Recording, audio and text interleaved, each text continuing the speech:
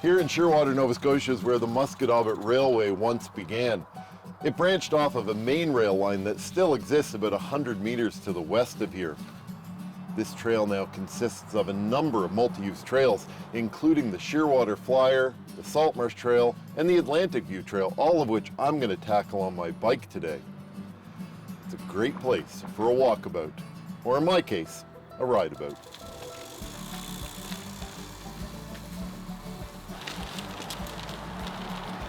The trail starts here in military housing around Shearwater and continues across the front part of the military base. Shearwater is actually the second oldest military aerodrome in Canada, having opened in 1918. When it opened, it was the US Navy Air Station. 2 years later, Naval Air Station Halifax became a civilian flying base, and over time was developed as a Canadian Forces base. At one time, airplanes flew out of here, both military and civilian. The Navy used this base for decades to support maritime patrol and fighter aircraft. Some of the earliest shipborne helicopter programs in the world were run out of this base. That's fitting, because these days it only operates as a helicopter base.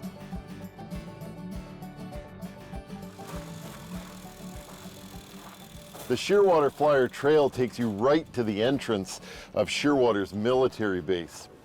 You know, these aircraft used to fly out of Shearwater's airport. Geez, you know, as a kid, I can remember coming here to watch really extravagant air shows. Militaries from all over the world would come here and display their skills in the skies. Across the road is the Fleet Diving Unit, and both Shearwater's Air Base and the diving unit both support naval operations out of Halifax Harbour. In the mid-1990s, Shearwater was folded into CFB Halifax, and use of the largest runway has since been discontinued. It's still home to 12 Wing, a shipborne helicopter squadron which provides maritime helicopter support to the Atlantic Naval Fleet and search and rescue operations. I've now crossed the Shearwater lands and I'm about to enter the lands of the Autoport. Up ahead on this trail, vehicles from all over the world are moved back and forth as they await journeys to their final destination. Interestingly, it's one of the spots along here where the rail line is still used, though of course not in this exact spot where it's become trail. So what is the Autoport?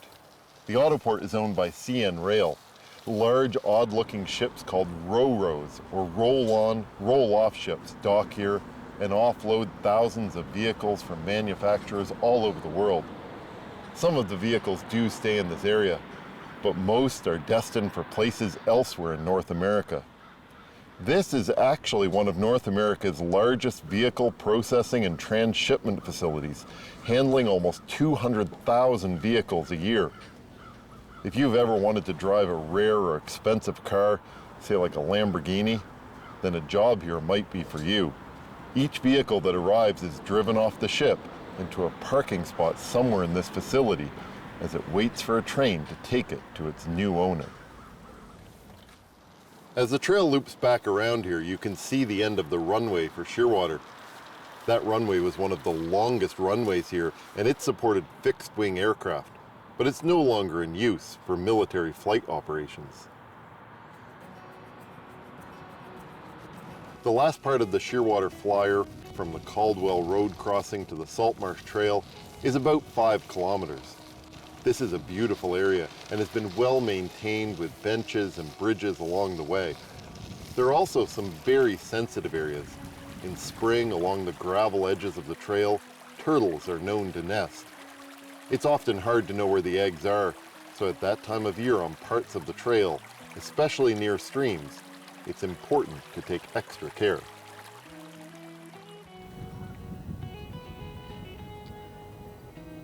The portion of the Shearwater Flyer between Caldwell Road and Bissett Road is by far the most popular.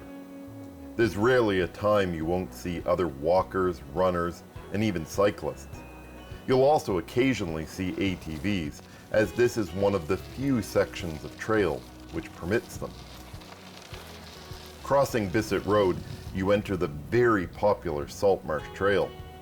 From here, you can take a side journey along the trails that cover the Cole Harbour Heritage Park. There are 7 trails in that park of varying lengths, which visit sites reflecting the early history of Cole Harbour, including the Poor Farm and the Poor Farm Cemetery, as well as the site of an old inn that it's said King George V stayed in on a hunting trip along the Cole Harbour Salt Marsh.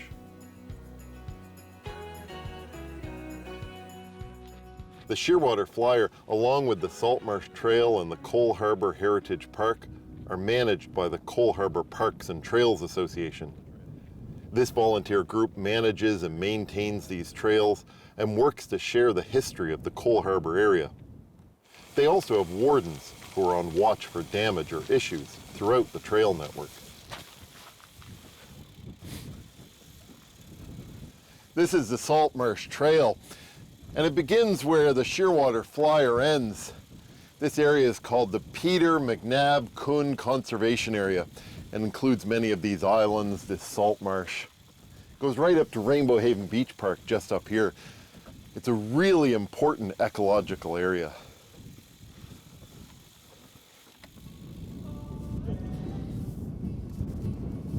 The name of the conservation area comes from a former landowner in this area. Peter McNab Coon had a family farm in Dartmouth in the Woodlawn area, and you'll see his family name around that community, especially near the community college. He sold that farm and purchased considerable land holdings around this marsh in 1891. His descendants donated 2,315 acres of land and marsh holdings in this area in 1998 to protect them. At one time, ships could travel in channels between the marsh mud, but these days it's mostly kayaks and small personal boats, if you see any at all in the marsh area. The salt marsh itself is actually still growing. Won't you be mine? Feel the sunshine.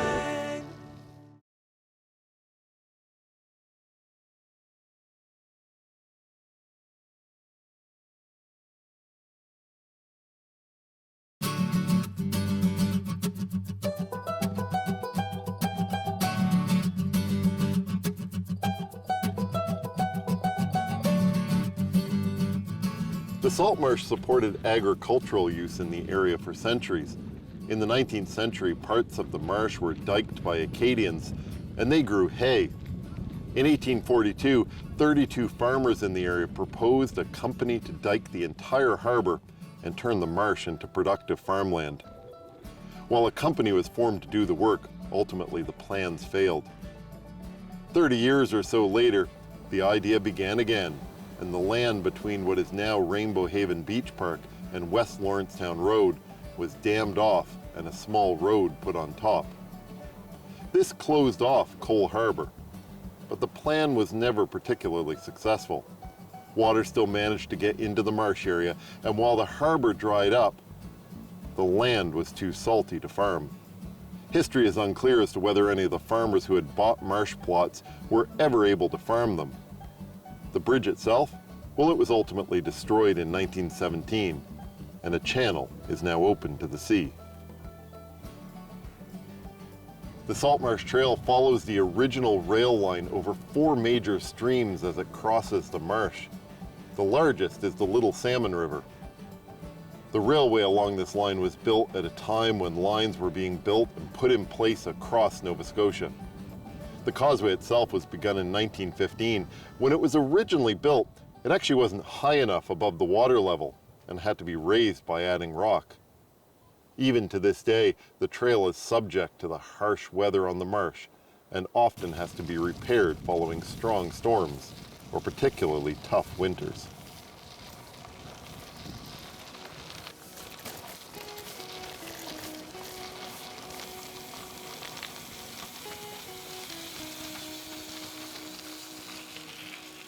So this is where the Salt Marsh Trail ends and the Atlantic View Trail begins. You know, it's also where the stewardship changes. The Shearwater Flyer and the Salt Marsh Trail are managed by the Cole Harbour Parks and Trails Association. This trail is managed by the Atlantic View Trail Association. Now this trail will take you all the way up to Blueberry Run, and Blueberry Run takes you on into Musquodoboit Harbour, Musquodoboit Valley. I'm going to follow this on to Lawrencetown Beach. As you go along, there are some really interesting kiosks and information, and I think this one's really important. It talks about just how critical being outdoors and on trails is to your own mental health.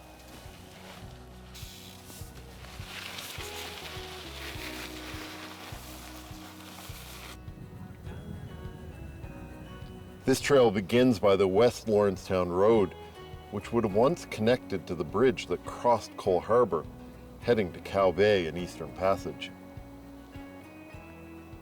The rail line was intended to go from Windsor Junction through Dartmouth to Musquodoboit Harbour, and then up to Musquodoboit Valley and Upper Musquodoboit. At one time, it was even expected to travel all the way to Guysborough, though that never happened. The rail line ultimately stopped operating around 1980.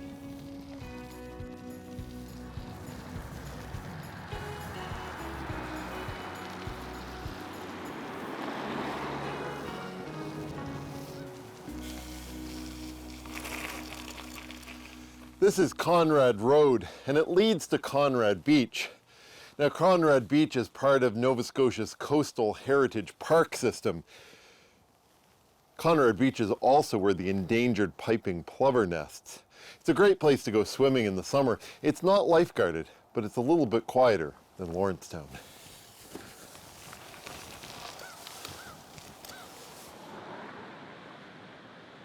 The first road from Halifax to Cole Harbour was cut around 1754 by soldiers. A new settlement was established to the east of Cole Harbour called Lawrencetown. Sometime around 1830, a commercial ferry service began between West Lawrencetown and Cole Harbour. From the ferry, people could connect to the Cole Harbour Road on a track cut by the Bissets, what is now Bisset Road. Over the years, Lawrencetown has become an incredibly popular place for surfing. In fact, it's an international destination. And believe it or not, despite the cold winter weather, it's a year-round destination. They just simply add layers. If you head online, you can find surf reports and numerous stories about the best wave. Lawrencetown has been the host of surfing competitions and is now surrounded by surf shops and surfing schools. Well, I'm almost at Lawrencetown Beach. Now, one of the great things about rail trails is they're flat because, of course, trains couldn't do extreme grades. The road to Lawrencetown Beach follows this way and goes past that building up on the hill. Now, that building has had a lot of different uses over the years and is now one of the many surf shops in the area. For me, I get to follow the flat route, which is on the ocean side of Lawrencetown Lake.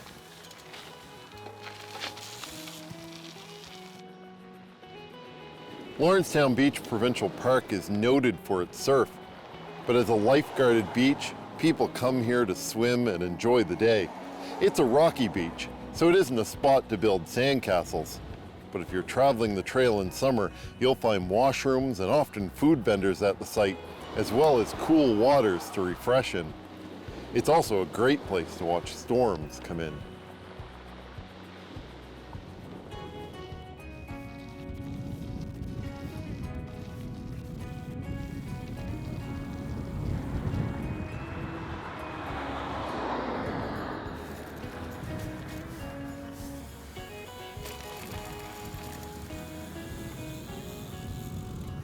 Whether you're hiking or biking, you want to be really careful crossing that road. It can be very busy all year round. People drive down the road and they're kind of gawking at the surfers when they're here. So just watch what you're doing. Well, with that, this brings me to my destination. Anyways, it's not actually the end of the Atlantic View Trail. It continues on a bit further to Blueberry Run. But Lawrencetown Beach is a great place for a final destination.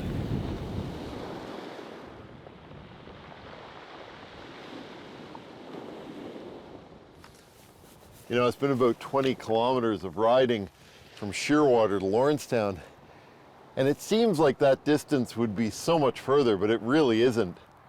The landscapes have changed so much, and I've gone from really what's an industrial and military area to the peaceful serenity of Lawrencetown Beach. You know, on days when the waves are really crashing against this shore, this beach is full of surfers. There aren't any here today. I'm going to take in this moment of peace and serenity, then I'm heading off to Seaforth.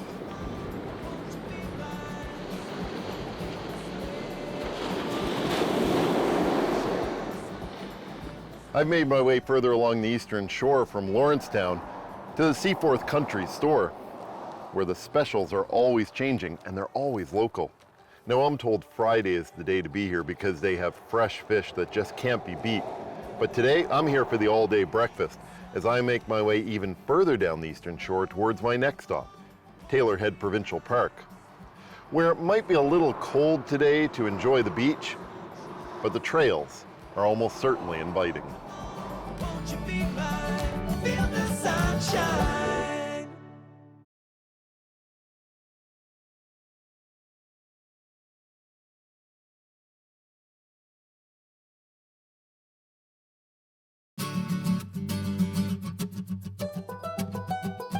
About 90 minutes from Halifax, Taylor Head Provincial Park is a popular place to come swimming in the summer. This cove is fairly protected and the water shallow, making it a reasonably warm place to swim. Well, warm for the eastern shore. This time of year, it's still a great place to come and explore the many trails that are throughout this park. And it's Taylor Head that's the place for my walkabout today. There are 5 officially marked trails at Taylor Head. The Beach Walk is a 2-kilometer trail, which is popular with birders and travels out past one of the beaches. The Bull Beach Trail is a 6-kilometer one-way hike, which follows Mushaboom Harbor from very near the entrance of the park, back at the start of the peninsula, and travels to the Bob Bluff Trail. That trail is a 3-kilometer walk continuing on to the beach. Finally, the Spry Bay and Headland trails are loops out along the headland of Taylor Head, and that's where I'm headed today.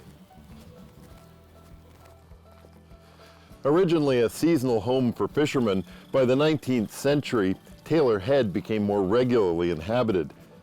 There was farmland behind where the beaches are now, and in fact, some of those fields are still there, although overgrown. One private parcel of land still remains on Taylor Head. The eastern shore of Nova Scotia was largely settled by United Empire Loyalists fleeing the American Revolution, not unlike many other locations in the province. Soldiers were also given land grants in this area. The community of Taylor Head actually existed until the middle part of the 20th century, and there's a cemetery in the park where some of the original families to settle this land are buried. Taylor Head Provincial Park sits on a peninsula that sticks out about 6.5 kilometers into the Atlantic Ocean. There's 16 kilometers of coastline here. The park also finds itself at the end of a chain of islands called the 100 Wild Islands, which is an area that the Nova Scotia Nature Trust is working to preserve. You can see many of those islands from this park.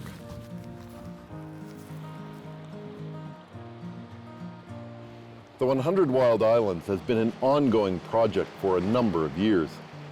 At one time, the area was proposed for a national park, and then a provincial park. Now the Nature Trust is working to protect 3,000 acres of private land through donations, purchases, and conservation agreements. The province of Nova Scotia designated 4,000 acres of islands they own in the area as protected wilderness area.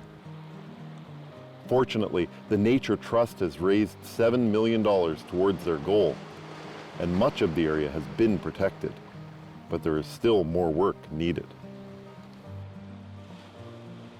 Because Taylor Head is on a peninsula that sticks out like a finger into the Atlantic Ocean, it's almost always foggy here. In fact, it's clear today, and I feel very fortunate for that. The weather is also highly variable. It's often windy here, and the temperatures are almost always colder than they are inland. Nova Scotia's eastern shore can experience some truly harsh weather. The vegetation in this area is decidedly limited, but it's also typical of Nova Scotia's foggy coastline. It tends to be stunted in growth by the salt, high winds, and generally rough conditions. The main vegetation is white spruce, tamarack, juniper, and various lichens. There are also peat bogs found along the peninsula. While Taylor Head is a provincial park, and it's cared for by provincial park staff, the Friends of Taylor Head are very active here. They run events and programs in the park that help with interpretation and promote the park's use. They also raise money for this park. Now you may wonder, as a provincial park, why would they need money? Well, for example, I'm here in November, and without the money that the Friends of Taylor Head raises, this park would otherwise be closed, because most provincial parks actually close in mid-October. So their work certainly benefits all users of Taylor Head.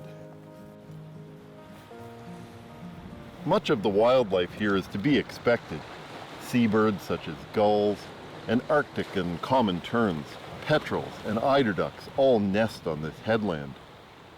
In spring and fall, migrating birds like Canada geese and various duck species find their way through here. And in addition to white-tailed deer, raccoons, porcupine, and other common Nova Scotia animals, you'll find mink, hare, and short-tailed shrew. Taylor Head has some really fascinating geology. Most of it goes unknown to park visitors, and there's certainly way more than I could ever explain now. But one particularly interesting feature is that Taylor Head is one of the few places in Nova Scotia that has sand volcanoes.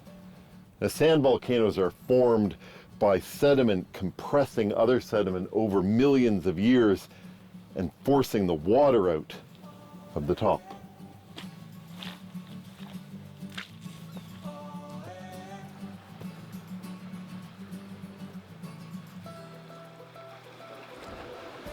Nova Scotia's coastline has it all, from beaches to harbors to expansive rocky coastlines. There really is something for everyone. Nova Scotia's coast invites you to explore it, and there's so many ways to do that. Hiking, biking, running, even going for a swim. So wherever and however your next walkabout finds you, may you take advantage of all the opportunities it offers.